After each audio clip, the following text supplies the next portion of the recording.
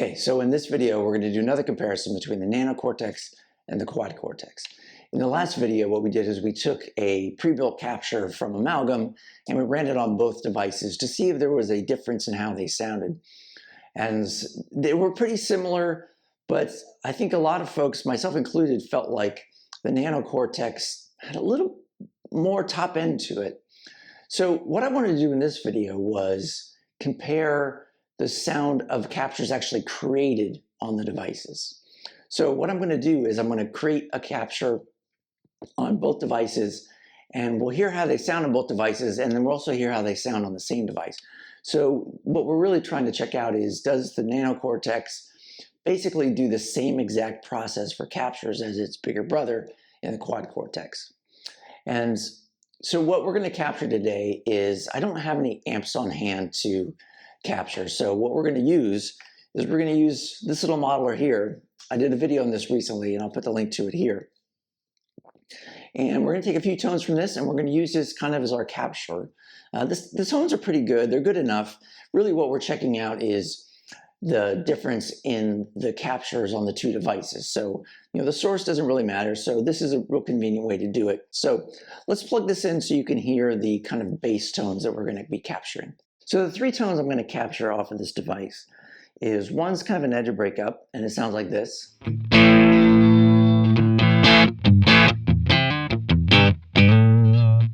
can hear I've got all the effects off. I still have an IR on, but that's just kind of a nice edge of breakup.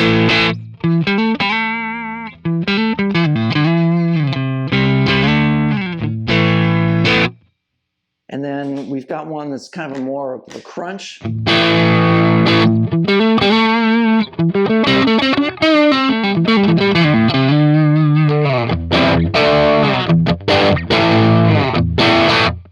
I think that one's using a Plexi model, and then this one is using more of a JCM 800 kind of.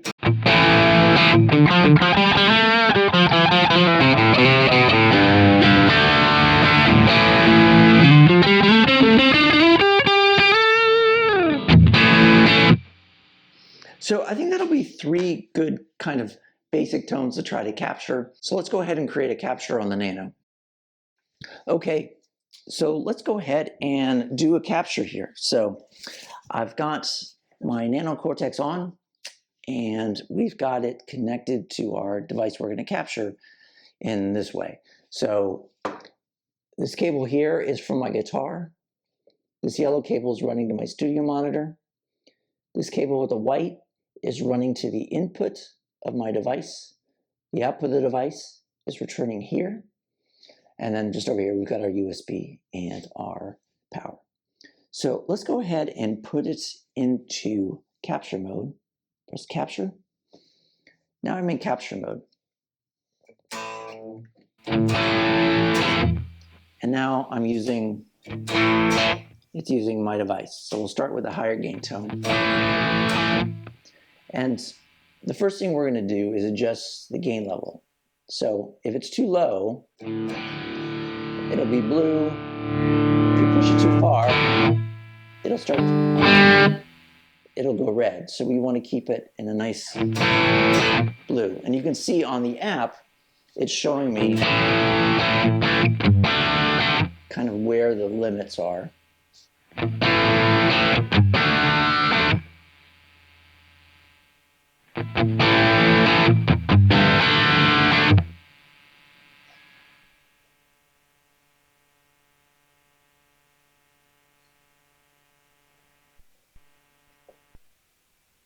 We're getting a little bit of buzz because the cables are touching. So I'm going to move a little bit.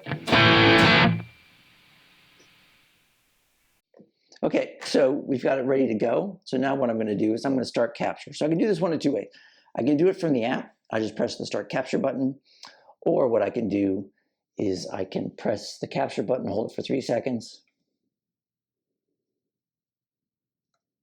Now the capture is in progress. You can see this light starting to blink.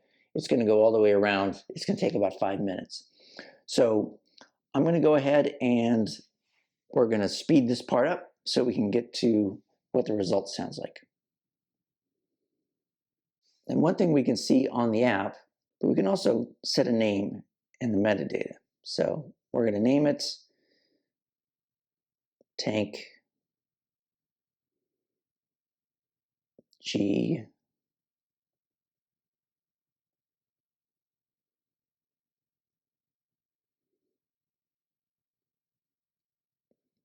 drive. The type, it includes a cabinet, so we'll say it's one of those, and it's for guitar.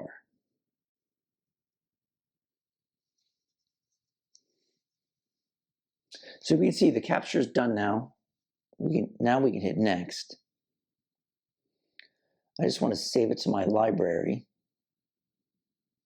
but let's compare it to the source. So here's the green light means this is the capture.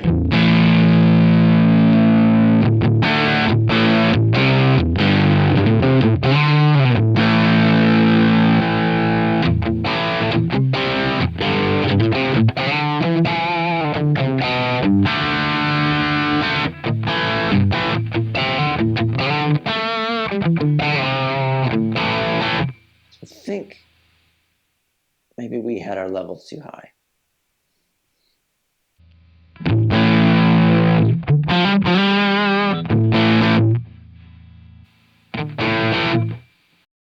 So let's go ahead and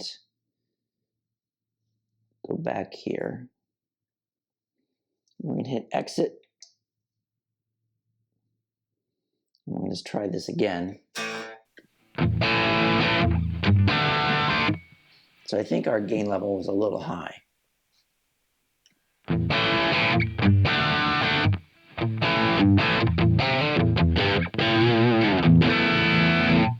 Let's do this again. All right, so the capture is done.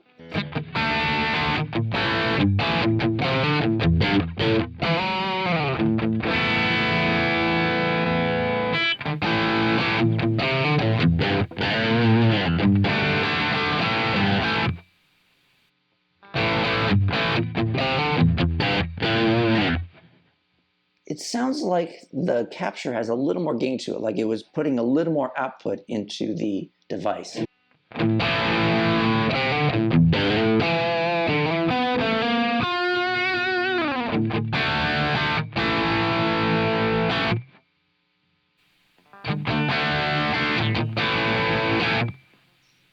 But it's close enough. So we're going to go ahead next. I'm going to save to my library, and we're going to go ahead and move on through the other tones. Okay, so I've created captures on the Nano Cortex and the Quad Cortex, and I've captured all three tones, the edge breakup, the crunch, the drive tone.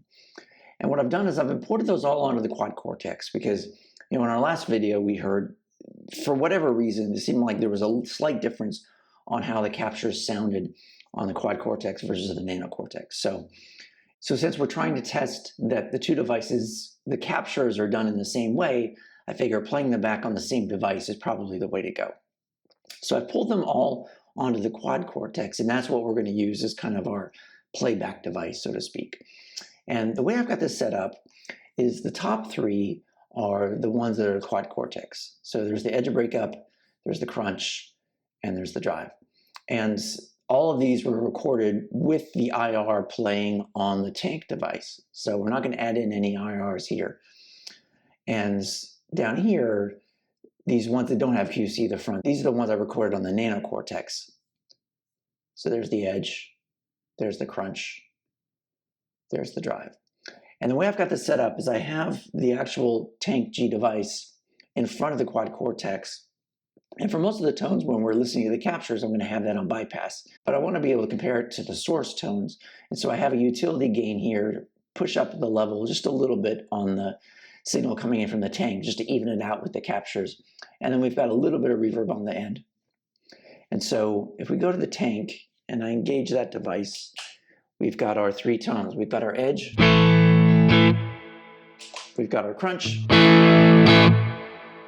and we've got our drive.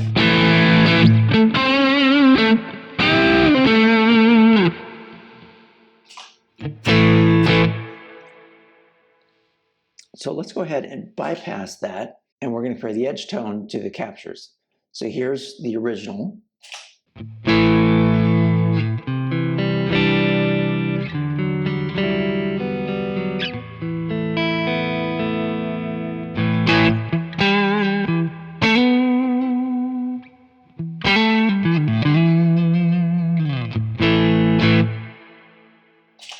Now bypass the tank, and we'll go to the capture that was created on the Quad Cortex.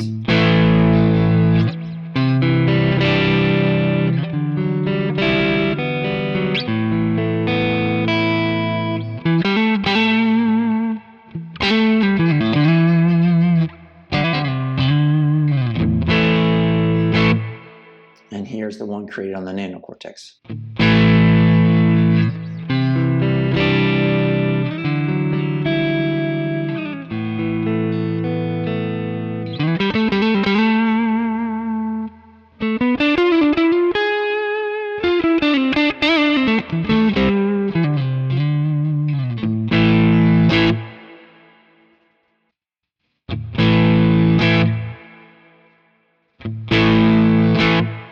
So they sound pretty similar. I feel like both captures have a little more gain, like the signal they were sending into the device when I was capturing it had a little more signal than my guitar has. There's like a little more gain on it.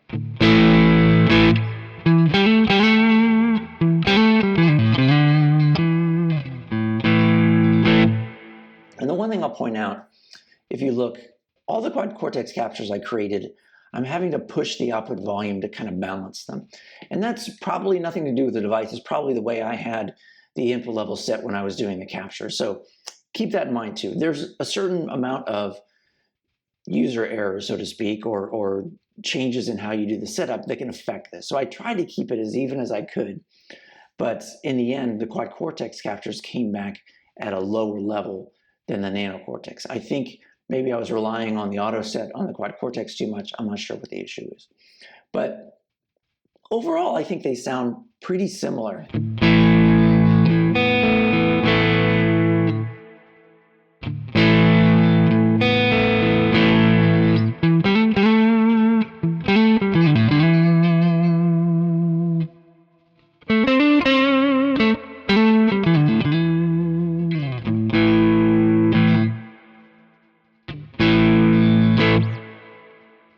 So I think any difference is probably due to just the levels that I was using when I was creating them. I think on first go round, at least with this tone, it seems like the captures are pretty the same. So let's go ahead and go to the crunch.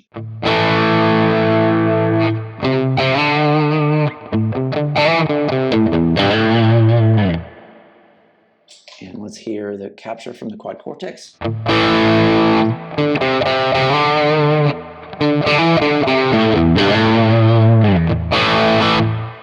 And the Nano Cortex. And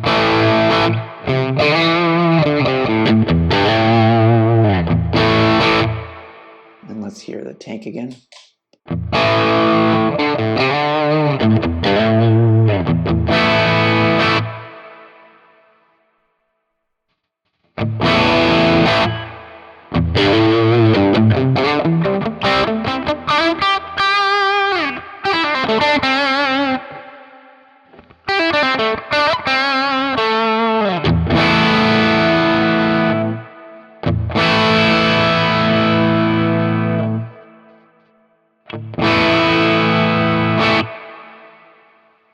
So I think the two captures sound pretty similar. They do have a little bit of a difference from kind of the source device. So let's move on to the drive tone, and it sounds like this on the tank.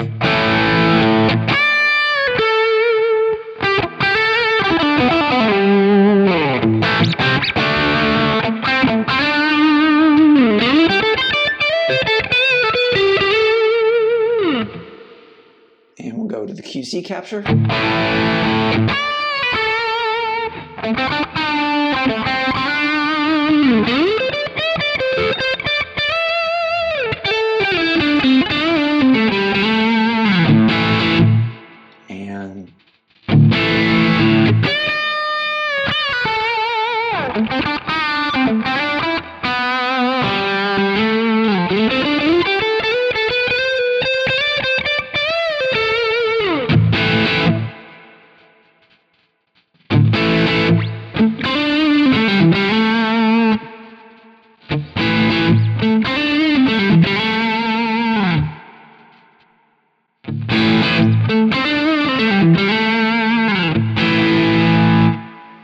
So overall, I think we're seeing a similar behavior both with the Quad Cortex and the Nano Cortex. I don't know that either one of them is 100% the exact same as the tones from the Tank G. Now, part of that could be down to the way I configured the levels and things like that. So some of that may be user error, but in general, I feel like there's a little more rounding off of some of the frequencies on the capture. In terms of how the captures relate to one another, I think we're seeing a lot of consistency. I think the Quad Cortex capture and the Nano Cortex captures are sounding a lot alike. I think they're both doing the same thing to the tone. And I think any of the differences we're hearing, which would be a very small percentage, at least to my ear, are probably due to the way I had the levels set or something like that. So I think in general, my conclusion is the Nano Cortex, the capture capability that you have is pretty much exactly the same as on the Quad Cortex, which is a good thing. That's what we're looking for, right? We want parity between these two devices. We don't want them to be that different. We want the Nano Cortex to be able to do the same things in terms of capturing that the Quad Cortex can do. And it seems to me that it does. So to me, that's a success. It may not be the most exciting or interesting thing to talk about if it's doing what's expected, but at least I think we've proven that the capture process on the Nano is the same as on the Quad, and you're getting as good results as you would from a Quad Cortex. So for me, that's important because I want to understand the limits and the boundaries and the capabilities of the Nano Cortex. I hope you found it interesting as well, and as always, thanks for watching.